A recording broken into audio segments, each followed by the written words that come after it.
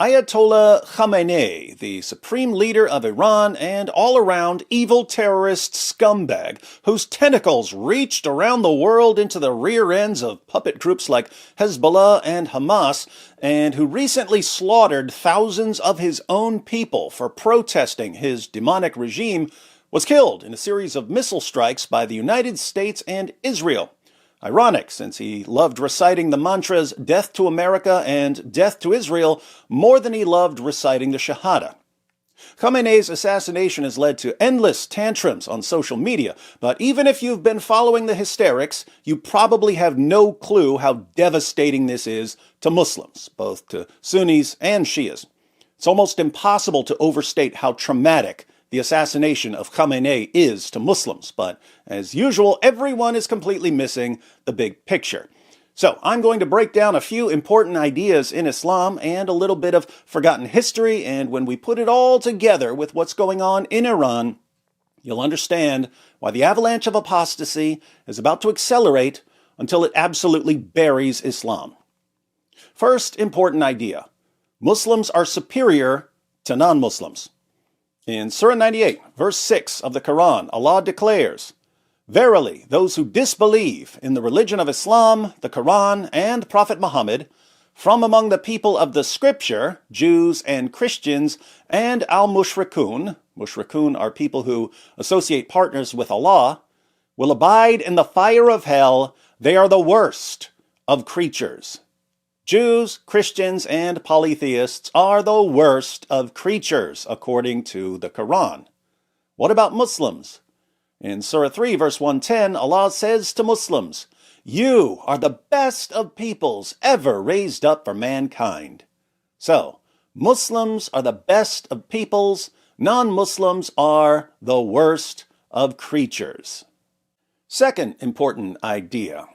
It's built into Islamic thinking that when Muslims win a battle, it's because Allah is on their side. When they lose a battle, it's because Allah is punishing them for some sort of disobedience. The first major Muslim battle with the Meccans was the Battle of Badr. Muslims won, and Muhammad proclaimed, "You see, this is the proof that Islam is true." Surah 3, verses 12 to 13.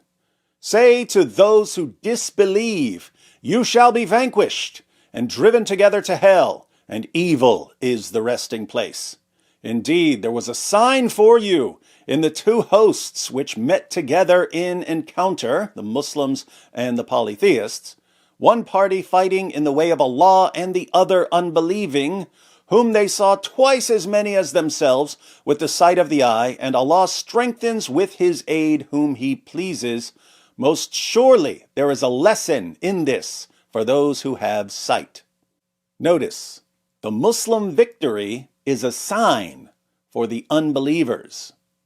The next Muslim battle with the Meccans was the Battle of Uhud, which Muslims lost. And Muhammad proclaimed, "You see, this isn't because Islam isn't true, it's because Allah is punishing us for something we did." Surah 3, verse 152. "And Allah did indeed fulfill his promise to you when you were killing them," your enemy, "with his permission, until the moment you lost your courage and fell to disputing about the order and disobeyed after he showed you of the booty which you love. Among you are some that desire this world and some that desire the hereafter.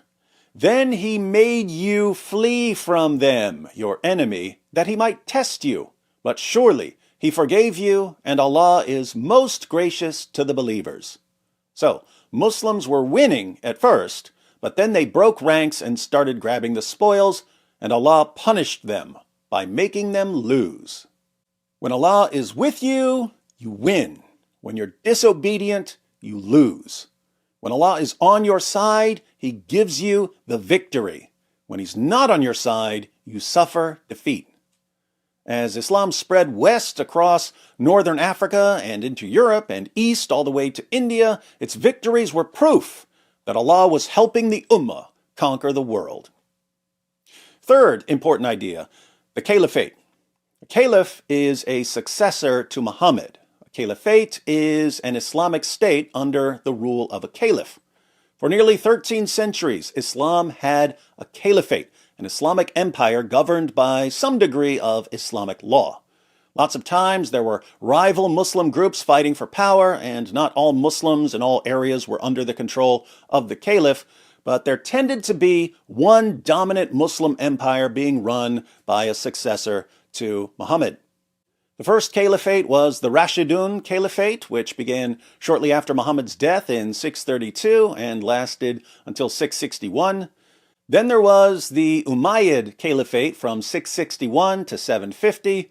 This was succeeded by the Abbasid Caliphate from 750 until 1517. Lots of caveats with that one, though, because the Abbasid caliphs were sometimes mere figureheads for other Muslim rulers, and they didn't have much real power once the Mongols invaded. But after the Abbasids, we had the Ottoman Caliphate from 1517 to 1924. The Ottoman Caliphate collapsed in 1924. What happened there?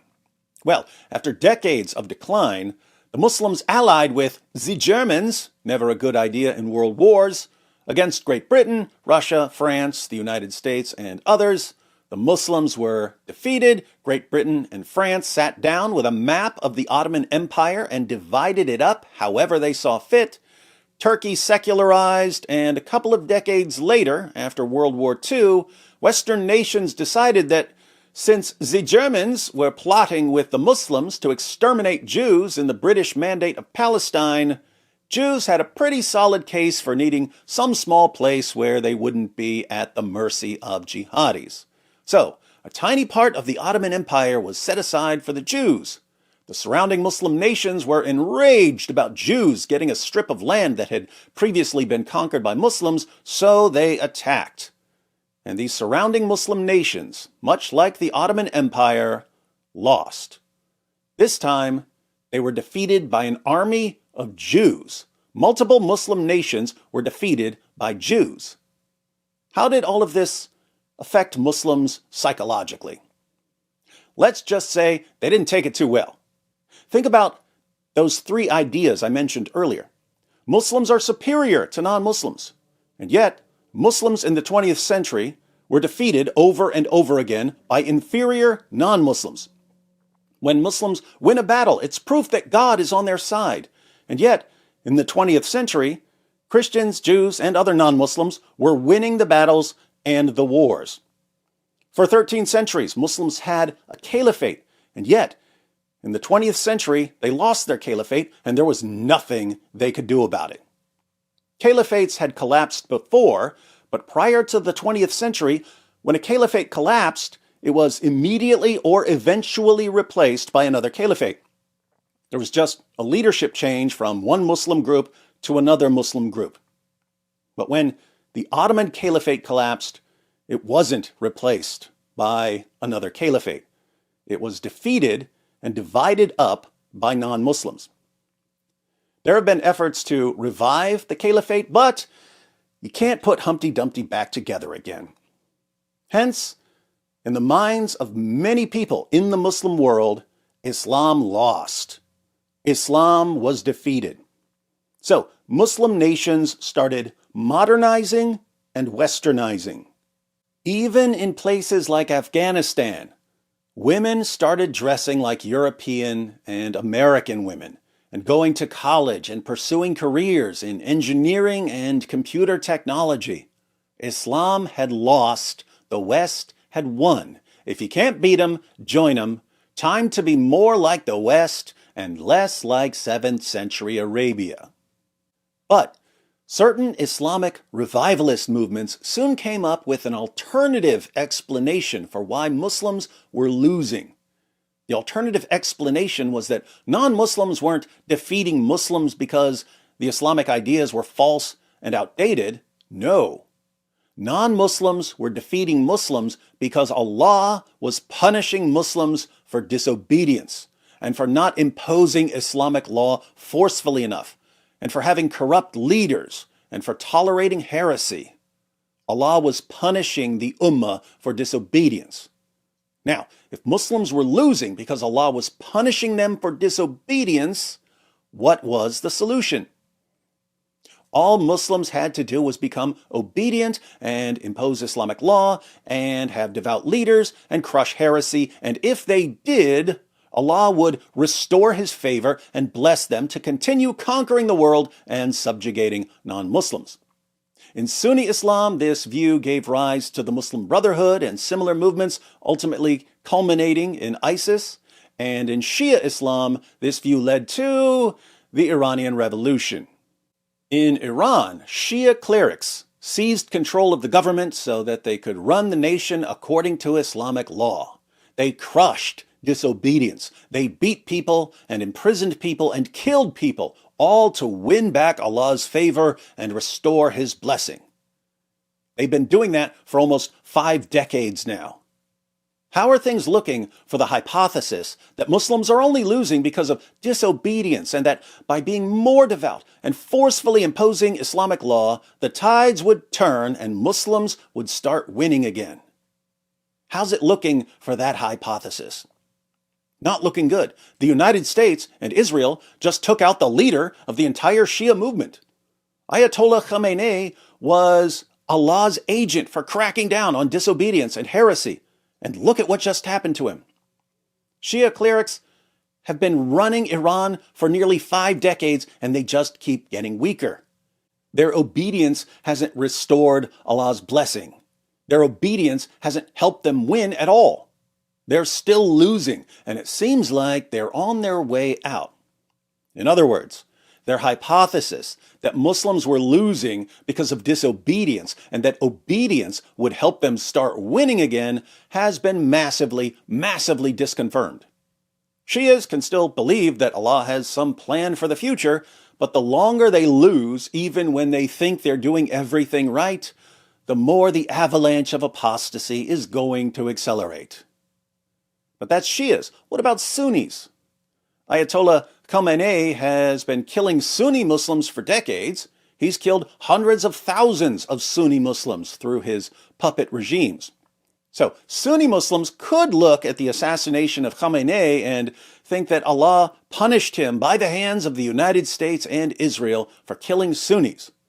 And there are Sunni Muslims who are celebrating the death of Khamenei, but for the most part, Sunnis are losing their minds online and throwing tantrums about the United States and Israel, and a surprising number of Sunnis are calling for unity with Shias, in spite of the fact that Sunnis and Shias have been killing each other since the 7th century.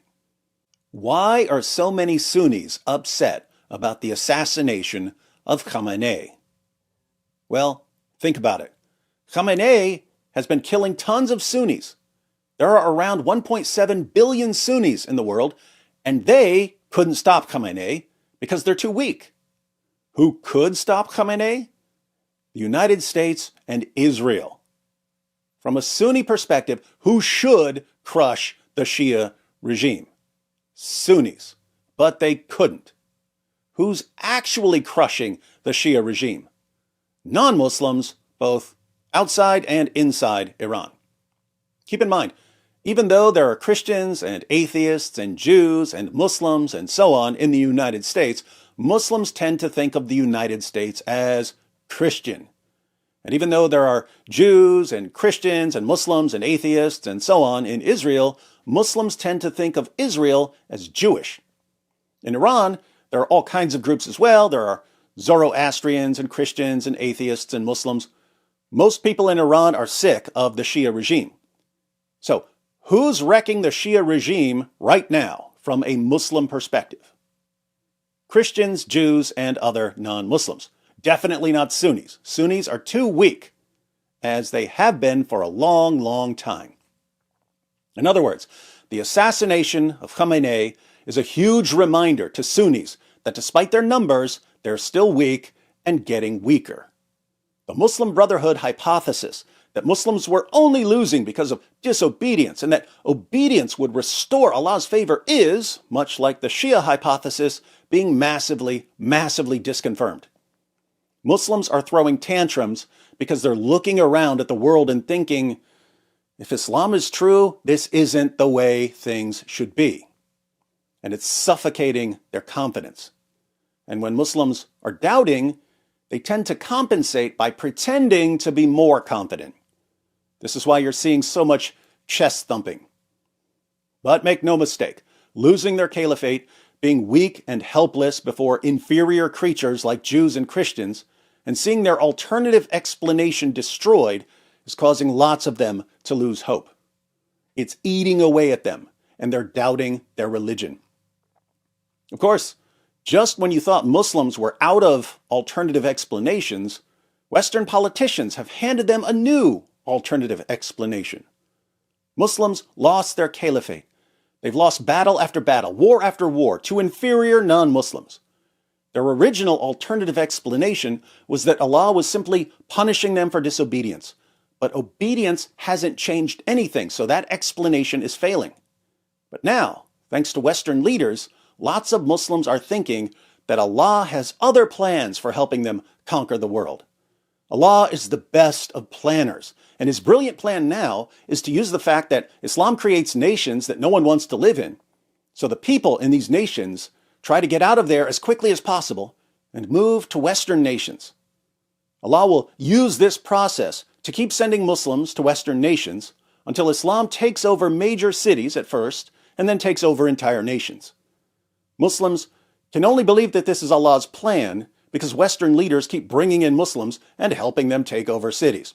So, oddly enough, it's non-Muslims who are keeping the hope alive. If Muslims didn't have this immigrate, populate, and subjugate strategy as their new alternative explanation, they would have nowhere else to turn. So, now you understand why the assassination of Khamenei by non-Muslim nations is so traumatic to Muslims. Their main explanation for decades for why Islam is so weak has been that they just needed to be more devout to win back Allah's favor. They tried that, and it was a complete, utter, total failure. No matter how Sharia compliant they are, they keep losing. Islam is only impressed by strength, but the Ummah just keeps getting weaker. Many Muslims will keep hoping that Allah has some other plan, but other Muslims will lose all confidence in the claims of Islam. Avalanche of apostasy accelerating in...